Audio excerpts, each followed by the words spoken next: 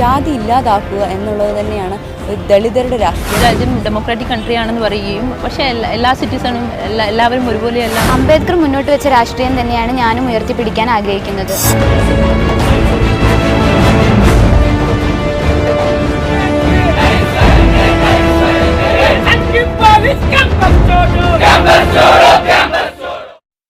രാജ്യത്തെ കേന്ദ്ര സർവകലാശാലകൾ ഒരു തരത്തിലല്ലെങ്കിൽ മറ്റൊരു തരത്തിൽ സമരത്തിലേക്ക് നീങ്ങിക്കൊണ്ടിരിക്കുകയാണ്. ഹൈദരാബാദ് സർവകലാശാലയിലെയും JNUവിലെയും എല്ലാം വിദ്യാർത്ഥികൾ ഭരണകൂടത്തിനെതിരെ സമരം ചെയ്ത് ജയിലിലും തെരുവിലുമായി കഴിഞ്ഞു. പക്ഷേ എന്തുകൊണ്ടാണ് JNUവിലെ പോലെ ഹൈദരാബാദ് സർവകലാശാലയ്ക്ക് മാധ്യമശ്രദ്ധയും രാഷ്ട്രീയ പിന്തുണയും ലഭിക്കാത്തത്? അതിന് കാരണം അവർ ഉയർത്തുന്ന രാഷ്ട്രീയം തന്നെയാണ്.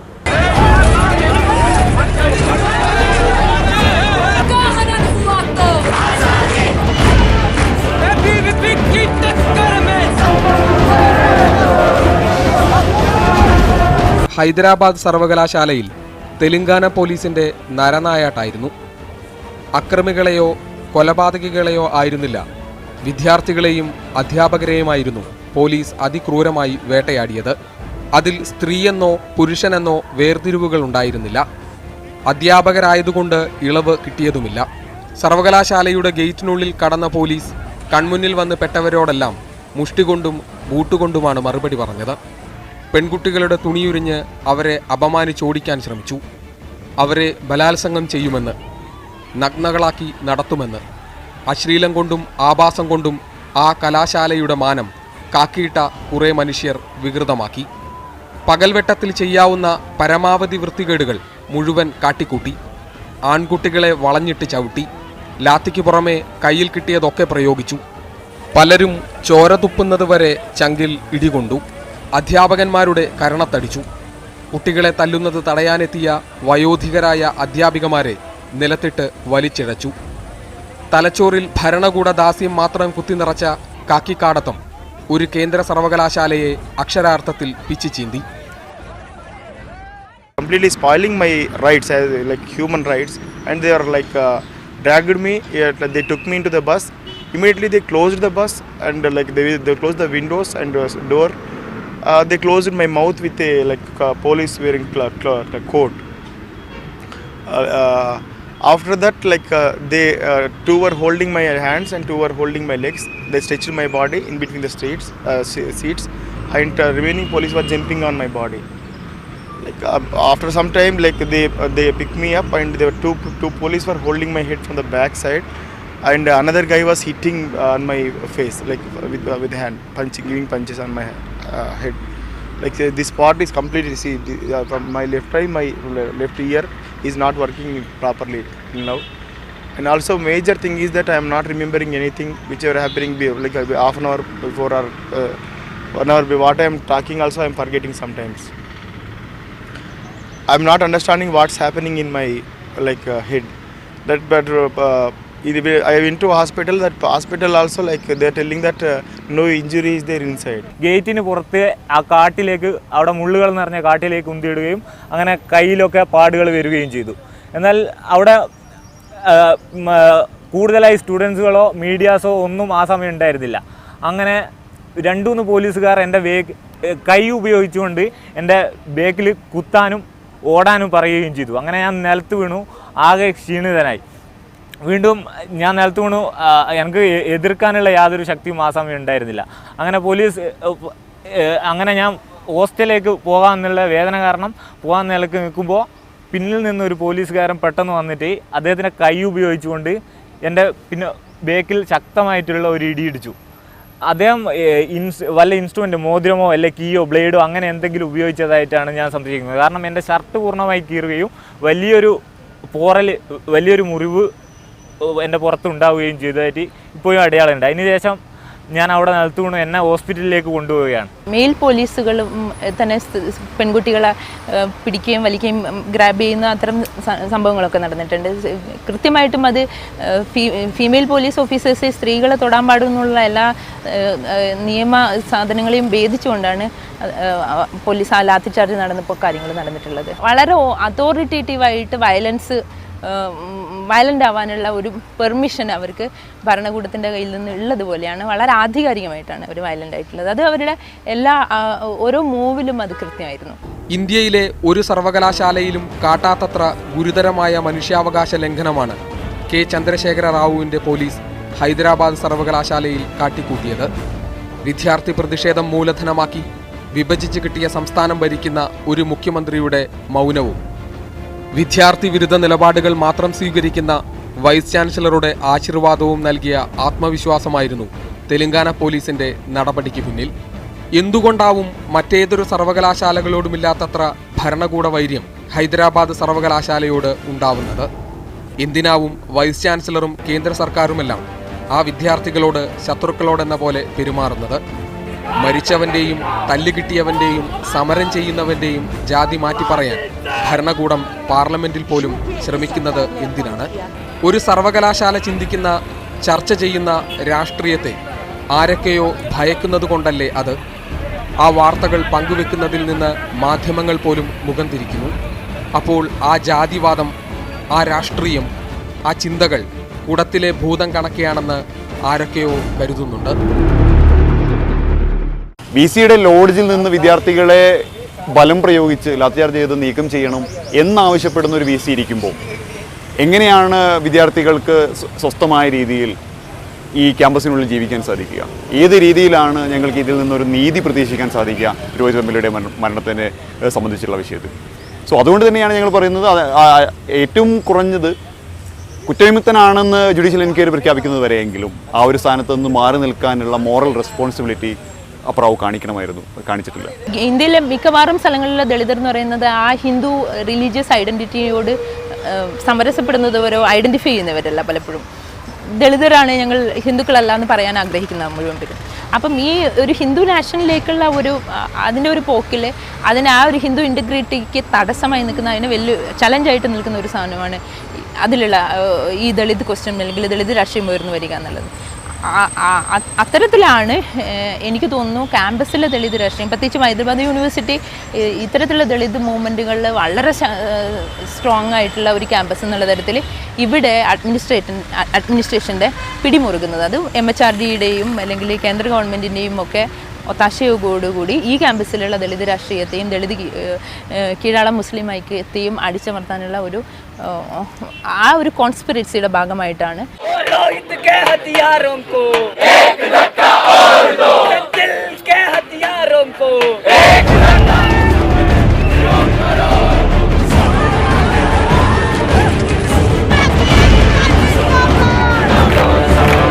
ജാതി ഇല്ലാതാക്കുക എന്നുള്ളത് തന്നെയാണ് ദളിതരുടെ രാഷ്ട്രീയം. രാജ്യം ഡെമോക്രാറ്റിക് കൺട്രി ആണെന്ന് പറയുകയും പക്ഷേ എല്ലാ സിറ്റിസണും എല്ലാവരും ഒരുപോലെയല്ല. അംബേദ്കർ മുന്നോട്ട് വെച്ച രാഷ്ട്രീയം തന്നെയാണ് ഞാനും ഉയർത്തിപ്പിടിക്കാൻ ആഗ്രഹിക്കുന്നത്.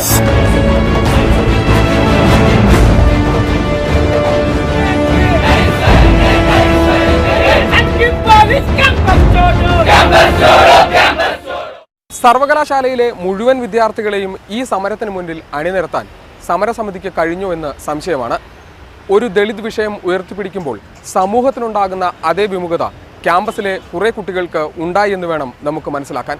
2016 ജനുവരി 19 രോഹിത് വെമുല എന്ന ഗവേഷക വിദ്യാർത്ഥി ഹൈദരാബാദ് സർവകലാശാല ഹോസ്റ്റലിൽ തൂങ്ങി മരിച്ചു. തൻ്റെ മരണം കൊണ്ട് രാജ്യത്തെ ജനസംഖ്യയിൽ 1-ാം സ്ഥാനത്തുള്ള ദളിത് വിഭാഗത്തിൻ്റെ ദുരവസ്ഥ ചർച്ചയ്ക്ക് വരുമെന്ന് ആ യുവാവ് പ്രതീക്ഷിച്ചു കാണും. ദളിത് സ്വത്വരാഷ്ട്രീയം ഉയർത്തിപ്പിടിക്കേണ്ട, രാജ്യം മുഴുവൻ ചർച്ച ചെയ്യപ്പെടേണ്ട കാലത്താണ് താൻ ജീവിതം അവസാനിപ്പിക്കുന്നതെന്നും തൻ്റെ മരണം അങ്ങനെ രാഷ്ട്രീയ അടയാളപ്പെടുത്തലാകുമെന്നും അയാൾ തിരിച്ചറിഞ്ഞ് കാലത്തിന് മുന്നേ നടന്നു. രോഹിത് വെമുലയല്ല ഹൈദരാബാദ് സർവകലാശാലയിൽ ആത്മഹത്യ ചെയ്ത ആദ്യ ദളിത് വിദ്യാർത്ഥി. 1970 മുതൽ ഇങ്ങോട്ട് 12ഓളം ദളിത് വിദ്യാർത്ഥികൾ സർവകലാശാലയിലെ ജാതിപീഡനത്തിൻ്റെ ഇരകളായി ജീവനൊടുക്കി. മികച്ച പഠന നിലവാരമുള്ളവരുടെ മാർക്ക് വെട്ടിക്കുറയ്ക്കുക, ഗവേഷണത്തിന് ഗൈഡിനെ നൽകാതിരിക്കുക, ഹോസ്റ്റലിൽ പോലും ഒറ്റപ്പെടുത്തുക, പ്രബുദ്ധരായി ആഗോള രാഷ്ട്രീയവും അസമത്വവും സംസാരിക്കുന്ന ഒരിടത്ത് നടക്കുന്ന ജാതിക്കോയ്മ കണ്ട് നമുക്ക് തലകുനിക്കാം. ഹൈദരാബാദ് സെൻട്രൽ യൂണിവേഴ്സിറ്റി 20 വർഷത്തോളം പഴക്കമുള്ള ദളിത് രാഷ്ട്രീയത്തിൻ്റെ ഒരു ഹിസ്റ്ററിയാണുള്ളത്. അതിന് തുടക്കമിട്ടത് ASA അംബേദ്കർ സ്റ്റുഡൻസ് അസോസിയേഷനും, ദളിത് സ്റ്റുഡൻസ് മാത്രമല്ല ദളിത് ഫാക്കൽറ്റികൾ സ്റ്റുഡൻസും എല്ലാം ചേർന്നുള്ള ആൻറ്റി റിസർവേഷനെതിരെയുള്ള ഒരു മൂവ്മെൻ്റായിട്ടാണ് ഇത് തുടങ്ങിയത്.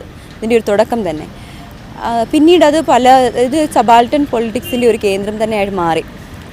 പക്ഷേ അപ്പോഴൊന്നും കിട്ടാത്ത ഒരു ശ്രദ്ധ ഇപ്പോൾ രോഹിത്തിൻ്റെ മരണം കഴിഞ്ഞപ്പോൾ ഇപ്പോൾ ആ ഒരു പൊളിറ്റിക്സിന് ഇപ്പോൾ കിട്ടുന്നുണ്ട്.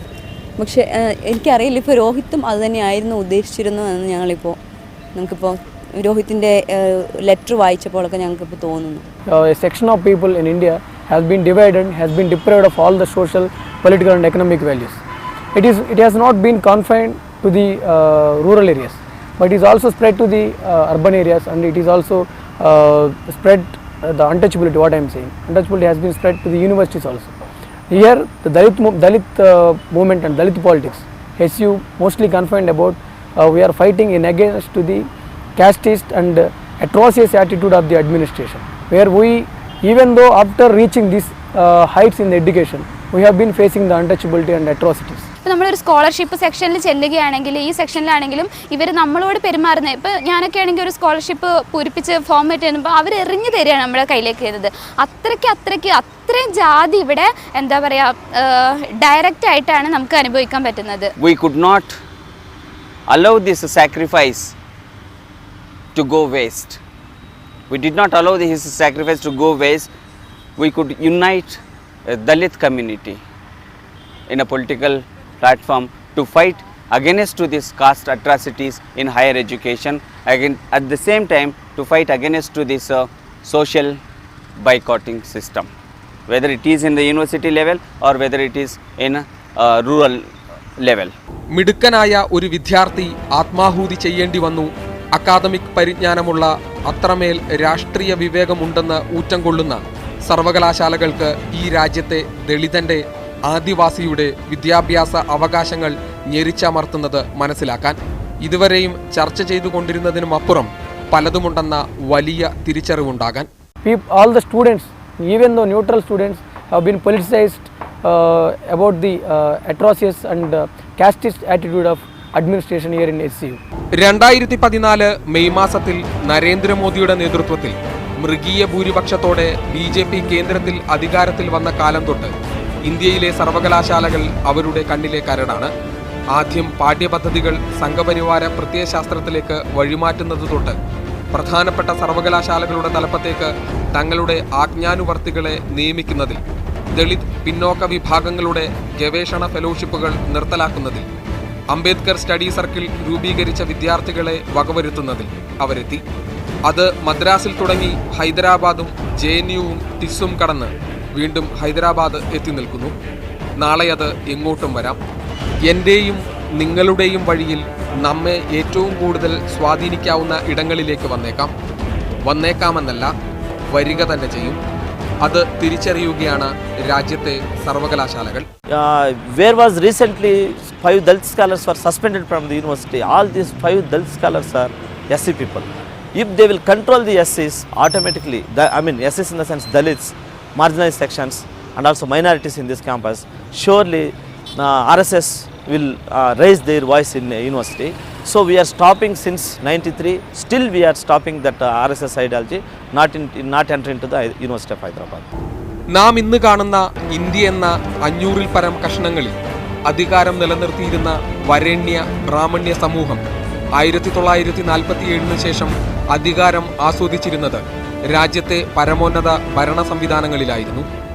നാട്ടുരാജ്യങ്ങളിൽ നിന്ന് അവർ ഭരിക്കുകയും കൊല്ലുകയും രമിക്കുകയും ചെയ്തതിൻ്റെ പിന്തുടർച്ചാവകാശം സ്വതന്ത്ര ഇന്ത്യ എന്ന സംവിധാനത്തിലെ ഭരണനിർവഹണം തൊട്ട് സമസ്ത മേഖലകളിലെയും മേൽത്തട്ട് കൈയടക്കിക്കൊണ്ട് അനുഭവിച്ചു പോരുകയാണ്. തികച്ചും ബ്രാഹ്മണ്യത്തിൻ്റെ കുത്തകയാക്കി ആ ഇരിപ്പിടങ്ങളൊക്കെ. ഏതാണ്ടെല്ലാ മുഖ്യധാര രാഷ്ട്രീയ പാർട്ടികളും അങ്ങനെ തന്നെ.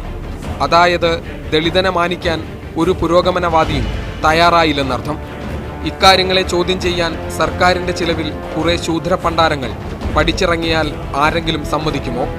കാലാകാലങ്ങളായി ബ്രാഹ്മണ്യത്തിന് ഇരയാകേണ്ടി വന്നവരാണവർ. അവരുടെ ആട്ടും തുപ്പും സഹിക്കേണ്ടവർ, പണ്ടുതൊട്ടേ ചവിട്ടി താഴ്ത്തപ്പെട്ടവർ. അങ്ങനെയുള്ളവർ ഇനിയും ഉയരേണ്ടതില്ല, രാഷ്ട്രീയം പറയേണ്ടതില്ല, അളവിൽ കവിഞ്ഞ് വിദ്യ അഭ്യസിക്കേണ്ടതില്ല, ഉന്നത സ്ഥാനത്തിരിക്കേണ്ടതില്ല. അല്ലെങ്കിൽ തന്നെ ഇന്ത്യയുടെ പ്രധാനമന്ത്രി നരേന്ദ്രമോദി പറയുന്നത് ഇനി നിങ്ങളാരും വിജ്ഞാനത്തിനായി പഠിക്കേണ്ടതില്ലെന്നും തൊഴിലിനായി പഠിച്ചാൽ മതിയെന്നുമാണ്. അപ്പോൾ വിവരമില്ലാത്തവൻ ചോദ്യം ചോദിച്ച് തൊന്തരവുണ്ടാക്കില്ല.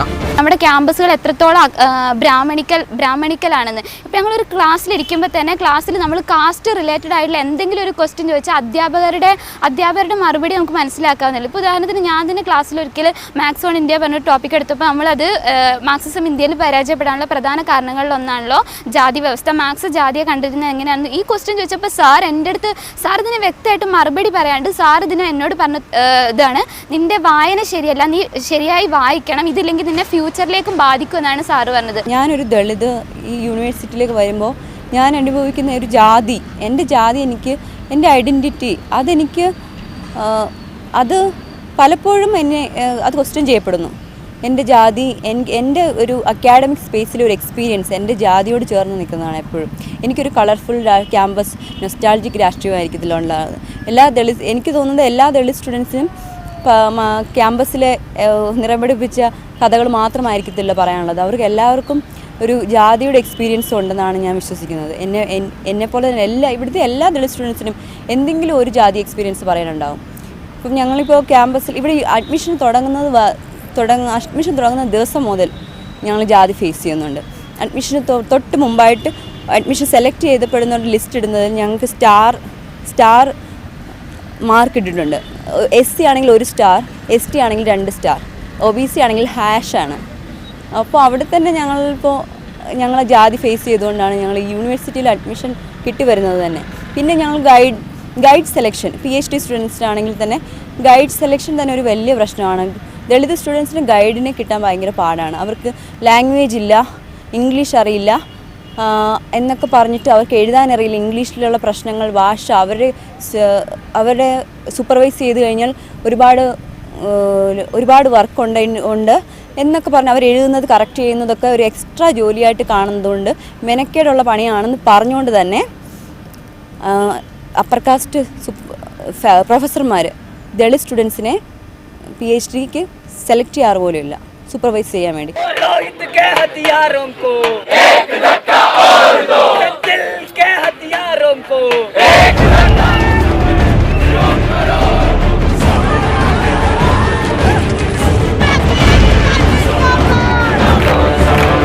ജാതി ഇല്ലാതാക്കുക എന്നുള്ളത് തന്നെയാണ് ദളിതരുടെ രാഷ്ട്രീയം. രാജ്യം ഡെമോക്രാറ്റിക് കൺട്രി ആണെന്ന് പറയുകയും പക്ഷേ എല്ലാ സിറ്റിസണും എല്ലാവരും ഒരുപോലെയല്ല. അംബേദ്കർ മുന്നോട്ട് വെച്ച രാഷ്ട്രീയം തന്നെയാണ് ഞാനും ഉയർത്തിപ്പിടിക്കാൻ ആഗ്രഹിക്കുന്നത്.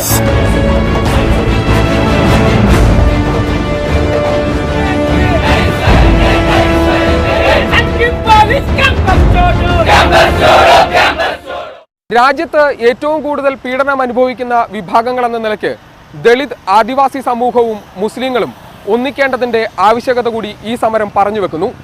ഇതിനുള്ള ആശയ ഐക്യമുണ്ടാക്കുകയാണ് ഒരുപക്ഷെ ഹൈദരാബാദ് സർവകലാശാലയിലെ സമരം കൊണ്ട് ഉണ്ടായത്. സ്വാഭാവികമായും ദളിതൻ, ആദിവാസി, പിന്നോക്ക വിഭാഗക്കാരൻ വായിട്ടലറിയാൽ പോലും അതിൻ്റെ തേങ്ങലെങ്കിലും മാധ്യമങ്ങളിൽ വരില്ല. അവർ അത് ചർച്ചയാക്കില്ല. അക്കാദമിക് കൂട്ടായ്മകൾ സഹായിക്കാനെത്തില്ല. ബുദ്ധിജീവി ലോകം കണ്ണു തുറന്ന് കാണില്ല. സുഹൃത്തെ, ഇത് വിഷയം ദളിത് രാഷ്ട്രീയമാണ്. അതിങ്ങനെ പറഞ്ഞു നടക്കാൻ ഒരു പുരോഗമനവാദിക്കും താല്പര്യമില്ല. നിങ്ങളെ എല്ലാവരെയും ഒന്നായി കാണാനാണ് ശ്രമിക്കുന്നത്. അരനൂറ്റാണ്ടിലധികമായി ശ്രമിച്ചുകൊണ്ടിരിക്കുന്നത്. പക്ഷേ മാറ്റമുണ്ടായില്ല. മാറുമെന്ന് പ്രതീക്ഷിക്കാത്തത് കൊണ്ടാണ് 1993 ഹൈദരാബാദ് സർവകലാശാലയിൽ അംബേദ്കർ സ്റ്റുഡൻസ് അസോസിയേഷൻ രൂപീകരിച്ചത്. തങ്ങളുടെ നിലപാടുകൾ യോജിച്ചു കൊണ്ടുപോകുന്നതിനും പ്രതിരോധം തീർക്കുന്നതിനും ന്യൂനപക്ഷം ആശയപരമായി സർവകലാശാലയിൽ ASAയുമായി യോജിച്ചു. ആ പ്രതിരോധത്തിൻ്റെ രാഷ്ട്രീയം ഇന്ത്യയിലെ ഗ്രാമങ്ങളിലും നഗരങ്ങളിലും എത്തിക്കാനുള്ള ശ്രമത്തിൽ കൂടിയാണ് ഹൈദരാബാദ് സർവകലാശാല സമരം. പുതിയ രാഷ്ട്രീയ അന്തർധാര മുളപൊട്ടിയത് പടരാൻ വെമ്പുകയാണ്. ബഹുജൻ രാഷ്ട്രീയം മുന്നോട്ട് വെക്കുന്ന ഒരു ജാതിരഹിത രാഷ്ട്രീയമാണ്. അപ്പോൾ ആ ദളിതരും മുസ്ലിങ്ങളും എല്ലാ റിലീജിയസ് മൈനോറിറ്റികളും ആദിവാസികളും എല്ലാം ചേർന്നൊരു ഒരു രാഷ്ട്രീയം മുന്നോട്ട് വെക്കുന്നതും അതാണ്. അതിന് ജാതി ഇല്ലാതാക്കുവാൻ എല്ലാവരും സ്വയം ഒരു എഫേർട്ട് എടുക്കണമെന്നാണ് എനിക്ക് പറയാനുള്ളത്. Bahujans, they have been deprived, they have been cornered because of the caste system. This is the casteist atrocities that Bahujans and Dalits are facing. And if we take the case of Muslims, they have been marginalized in the name of religion. They have been named as terrorists in the name of religion. They have been named as they have been treated as secondary citizens in India, though they are capable of getting all the values in Indian society. So where at this juncture both Muslims and Bahujans are facing the same kind of atrocities in Indian society from the upper caste people in India. So Dalits and Bahujan must come together and they have to fight in against to the atrocious attitude of Brahminical system of Indian society. Rohit Vemula ഒരു പ്രതീകമായി മാറിക്കഴിഞ്ഞു. അവൻ്റെ വാക്കുകൾ, പ്രവൃത്തി ഓരോ ദളിതനും മനസ്സിലാക്കി തുടങ്ങി ആ മരണത്തിലൂടെ. വരും കാലങ്ങളിൽ അത് ഇന്ത്യൻ രാഷ്ട്രീയത്തിൽ വലിയ മാറ്റങ്ങൾ ഉണ്ടാക്കിയേക്കാം. എങ്കിലും ആ ആശയ സമരത്തിന് മുളപൊട്ടിയ HCUവിന് ഇനിയും ഏറെ ദൂരം പോകാനുണ്ട്. VC അപ്പറാവുവിൻ്റെ അപ്രഖ്യാപിത അടിയന്തരാവസ്ഥ മാറേണ്ടതുണ്ട്. സർവകലാശാല ജനാധിപത്യ ഇടമാകേണ്ടതുണ്ട്. സർവോപരി ഇന്ത്യയിലെ സർവകലാശാലകളും പൊതു ഇടങ്ങളും തുടങ്ങി ജീവിതത്തിൻ്റെ എല്ലായിടങ്ങളിലും ദളിതന് തലയുയർത്തി നിൽക്കേണ്ടതുമുണ്ട്. തുളുമ്പിച്ചിരിക്കുന്ന മുഖമുള്ള രോഹിത്, നീ അവസാനത്തെ ഇരയാവട്ടെ. Ambedkarism is the only tool for the secularism to run this democratic country, to rule this casteist society. If you want to kill me for cooking food, yes, I am ready to cook the food. If you want to kill me, if you want to do anything to me, definitely I'll fight for the people who are starving for many things. The sacrifice of Rohit made this movement to rise like a tsunami and it reached the boundaries of the world. കീഴാളന്റെ മക്കൾ പഠിക്കുകയല്ല പാടത്ത് പണിയെടുക്കുകയാണ് വേണ്ടതെന്ന വരേണ്യ ധാർഷ്ട്യത്തിൽ നിന്നാണ് ഹൈദരാബാദ് സർവകലാശാലയിലെ ഇത്രയും പ്രശ്നങ്ങളും ഉണ്ടായിരിക്കുന്നത്. ഇത് ഈ സർവകലാശാലയിലെ മാത്രം പ്രശ്നമല്ല. രാജ്യത്തെ വിവിധ സർവകലാശാലകളിൽ ദളിതർ അനുഭവിക്കുന്ന കൊടിയ പീഡനങ്ങളുടെ തുറന്നു പറച്ചിൽ കൂടിയാണ്. ഇതിന് മാറ്റം വരേണ്ടത് കീഴാളൻ്റെ, ദളിതൻ്റെ, അടിച്ചമർത്തപ്പെടുന്നവൻ്റെ ആവശ്യമാണ്. അതിന് ഈ രാജ്യത്തെ വിദ്യാർത്ഥി സമൂഹം ഉണർന്ന് പ്രവർത്തിക്കുക തന്നെ ചെയ്യും.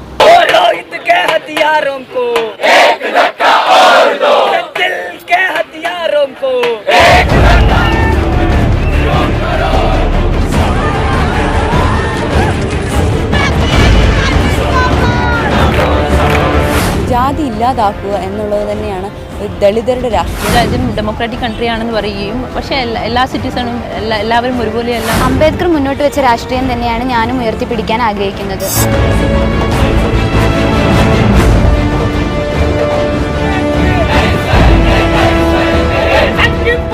Campus Chodo!